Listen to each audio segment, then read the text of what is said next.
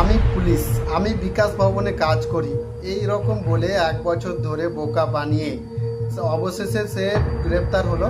Constable অঙ্কিত ঘোষ, বাড়ি 24 পরগনা, 22 বছর বয়স এবং থানা গাইঘাটা অন্তর্গত শিমুলপুর চৌরাঙ্গিতে তার বাড়ি।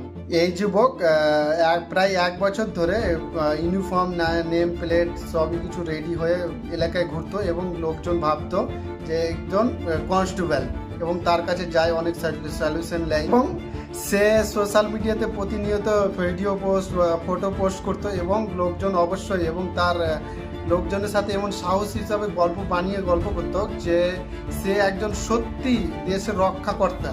তারপরে সে শুধু লোক না, পুরো পরিবার, তার পুরো পরিবারটাকে তাই বোকা বানিয়ে প্রতিদিন ড্রেস পরে যেত এবং তার পরিবারও ভাবছে যে সে চাকরি করছে এবং সে বলেছে সে বিকাশ ভবনে তার পোস্টিং।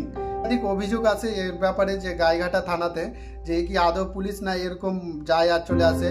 তারপরে গাইঘাটার পুলিশ তার উপরে নজর রাখে এবং নজর রেখে তাকে অবশেষে গ্রেপ্তার করে ভুয়া পুলিশ হিসেবে, কনস্টেবল হিসেবে।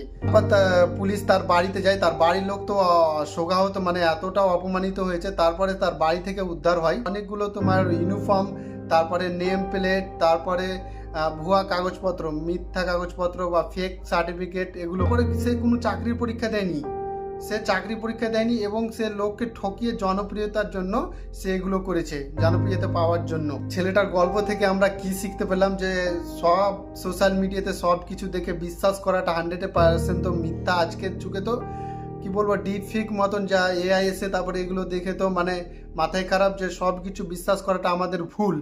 তো সোশ্যাল মিডিয়া যে যা দেখছি আমাদের টোটালি ভুল।